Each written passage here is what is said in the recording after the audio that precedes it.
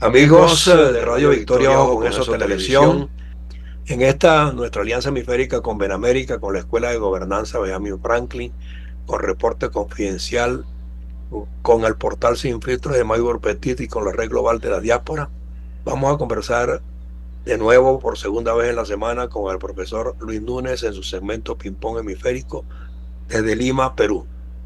Las alianzas que mencioné, profesor, no son pocas, pero afortunadamente todas están alineados igual que nosotros con el rescate de la libertad y la democracia y nos toca una tarea bien difícil a partir de hoy porque nos estamos enfrentando a un monstruo de mil cabezas que ha demostrado que no tiene compasión con nadie, con su propia familia siquiera.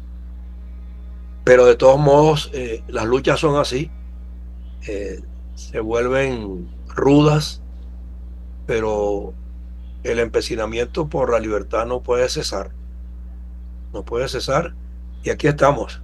Y Ping Pong Hemisférico es una de esas plataformas pues, en las que usted nos ha acompañado durante muchísimo tiempo, casi 4 años desde que nacimos. Y yo creo que nadie puede decir lo contrario de que estamos enfilados en que nuestros países de verdad tengan buena ciudadanía y buena gobernanza. Es una lucha contra monstruos de mil cabezas, porque no es fácil eh, uniformar a todos los países en el mismo marco. Pero no obstante, se tiene que seguir intentando porque de alguna manera la tierra nos pertenece a todos.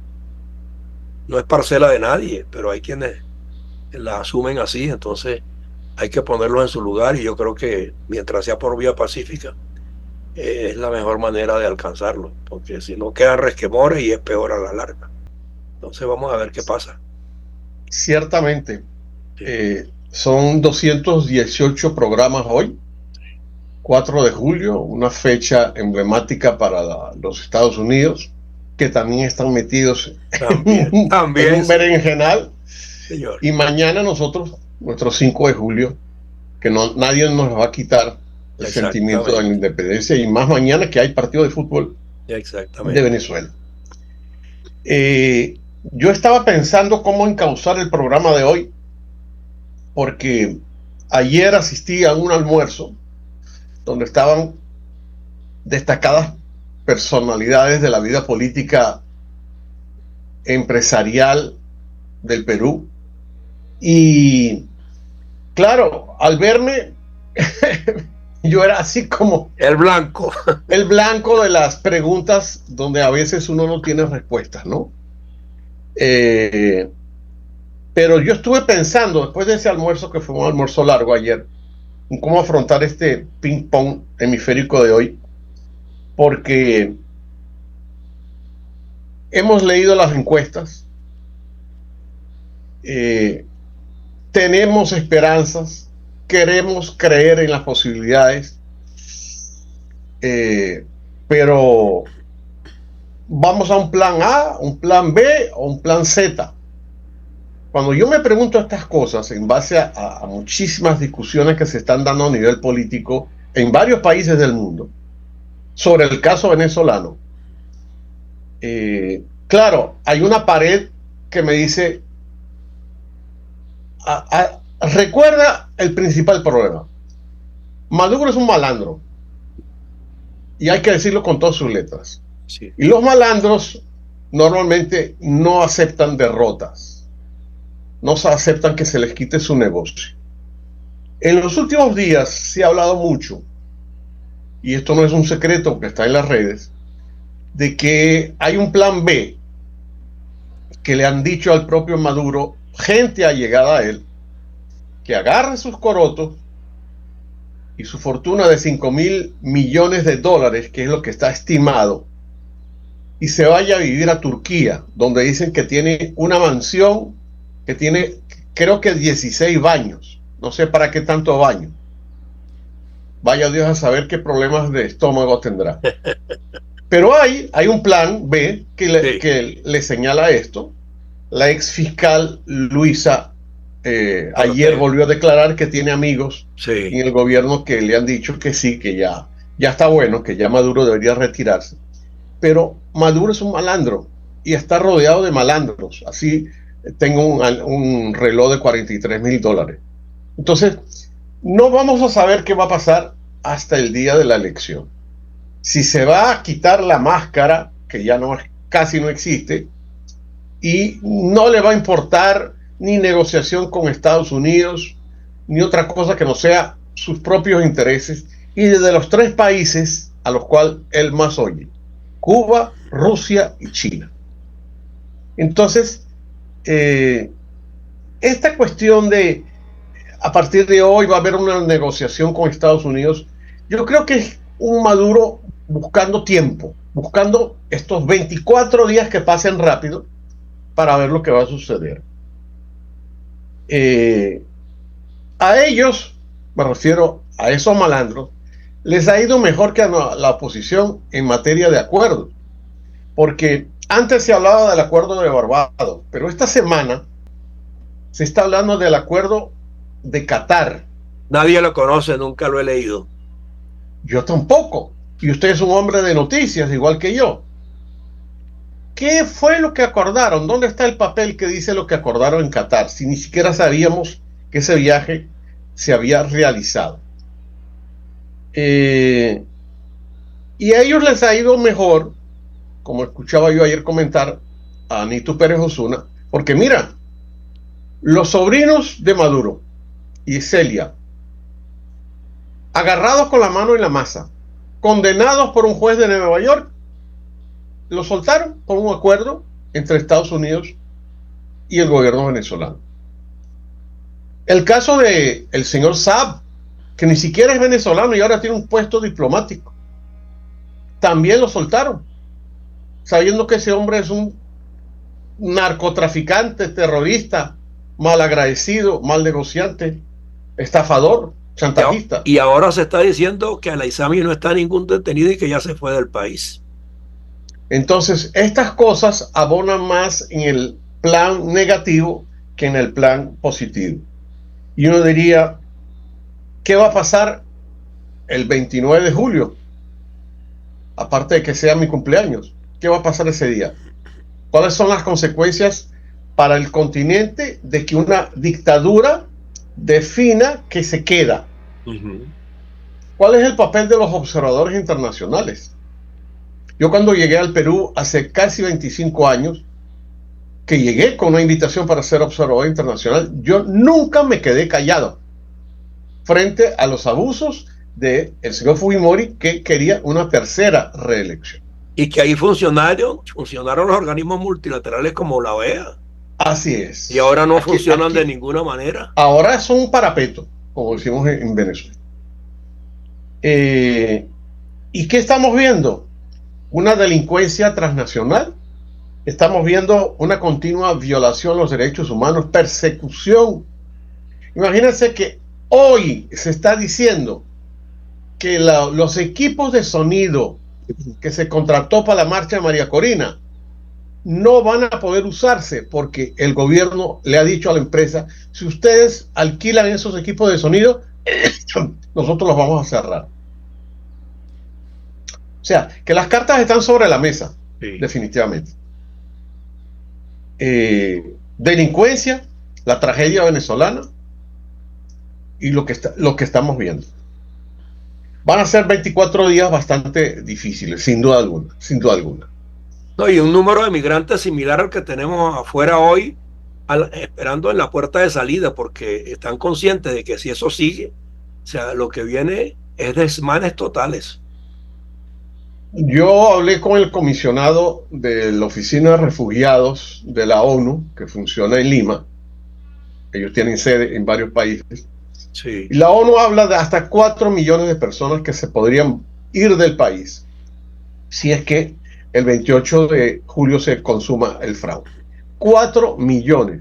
Para los 7 millones y poco que ya tenemos, sería definitivamente la migración más grande en todo el mundo y en la historia del mundo, incluyendo las 2 guerras mundiales. No, y una población superior a la que tienen muchos países en su conjunto. Así es. Y en el caso de Perú, con el agravante de que hace 2 días la Oficina de Migraciones aprobó esta norma que dice que si no tienes pasaporte vigente y no tienes visa, no puedes entrar al Perú. O sea que el Perú queda de alguna manera Cerrado, atrapado, sí. no poder recibir más migrantes del millón y poco que ya tiene acá. Se ha hablado ayer y hoy de una especie de corredor humanitario, porque cuando esta ley se aprueba y hablan del 2 de julio, ya mucha gente tenía boletos comprados o alguna gente, como por ejemplo sucedió ayer en la frontera entre Chile y Perú, que quieren regresar a Venezuela, pero tienen que pasar por el Perú, por Ecuador y por Colombia para llegar al territorio venezolano. Y están atrapados de nuevo en esa frontera que no los deja ni volver a Chile ni pasar a Perú. Se está hablando de la posibilidad de un corredor humanitario para que al menos ese grupo de personas pueda de alguna manera salir porque quedó atrapada en ese laberinto sin salida, que es que no van para un lado ni van para el otro.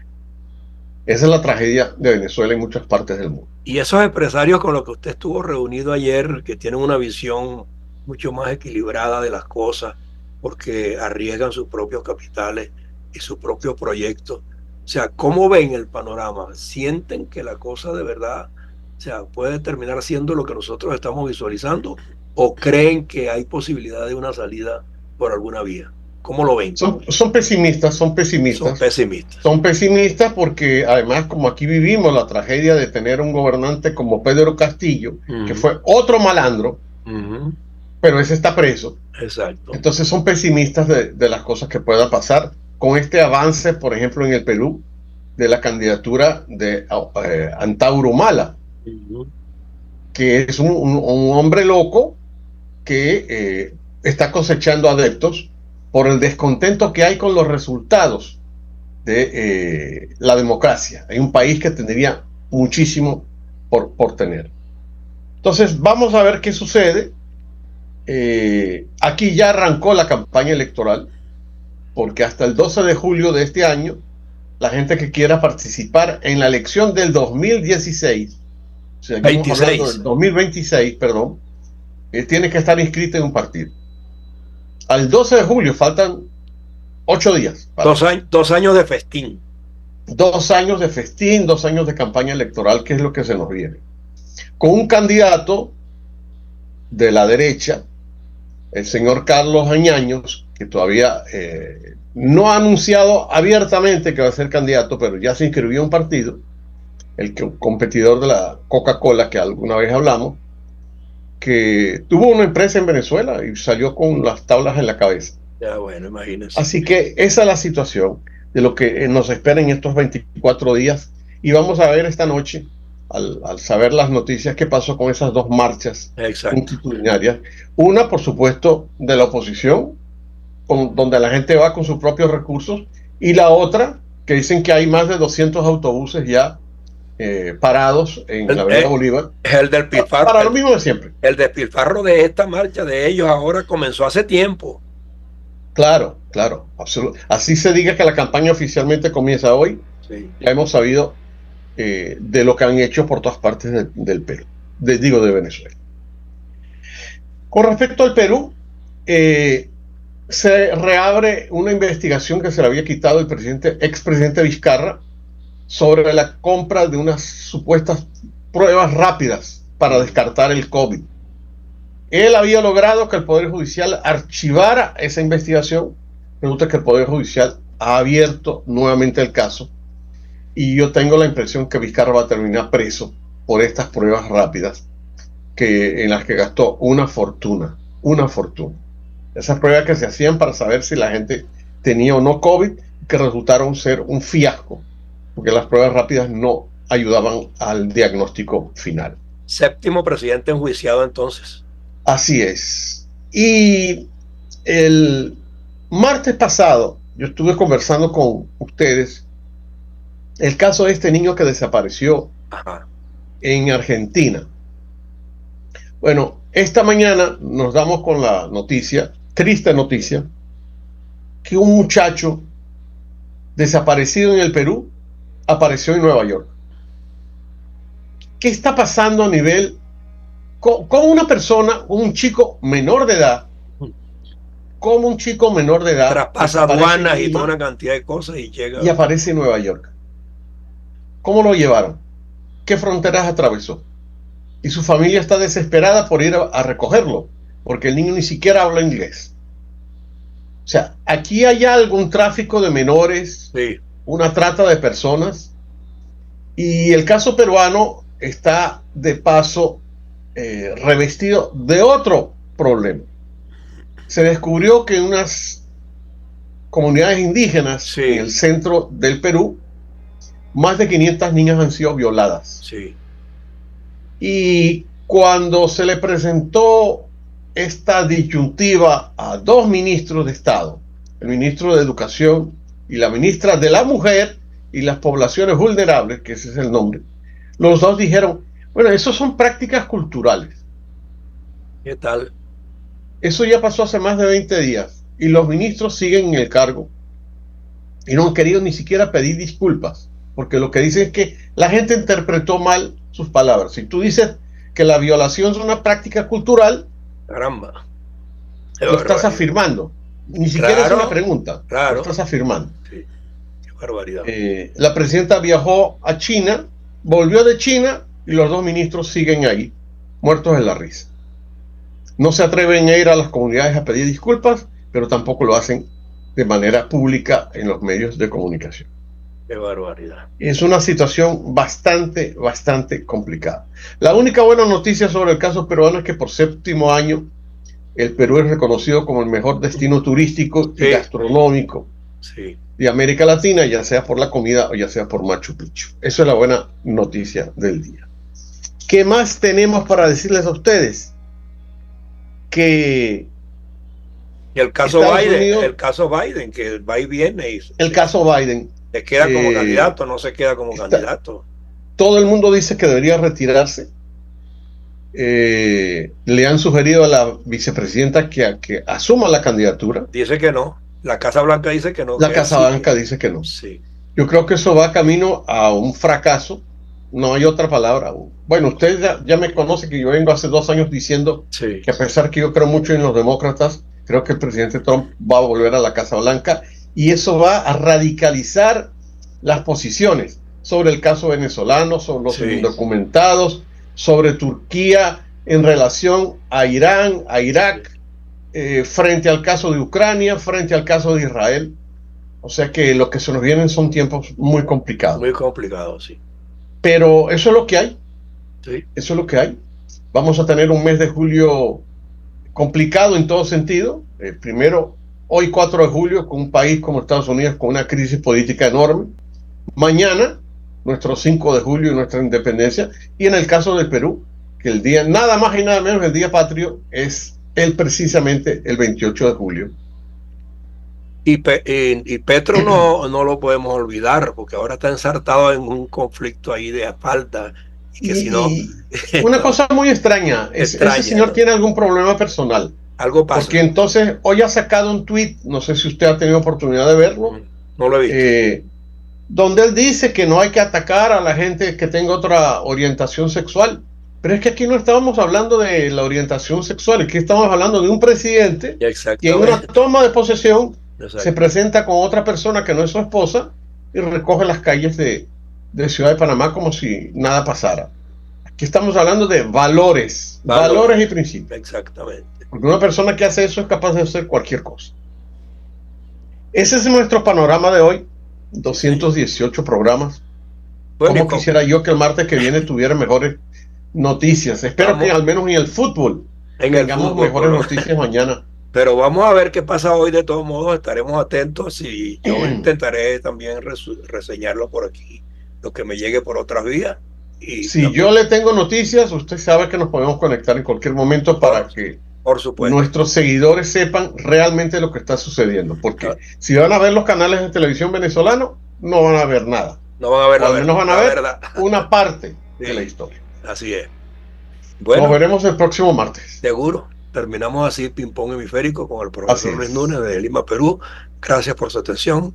Nos vemos de nuevo el martes o antes si fuese necesario. O antes. Seguro. Ok. Gracias por su tiempo.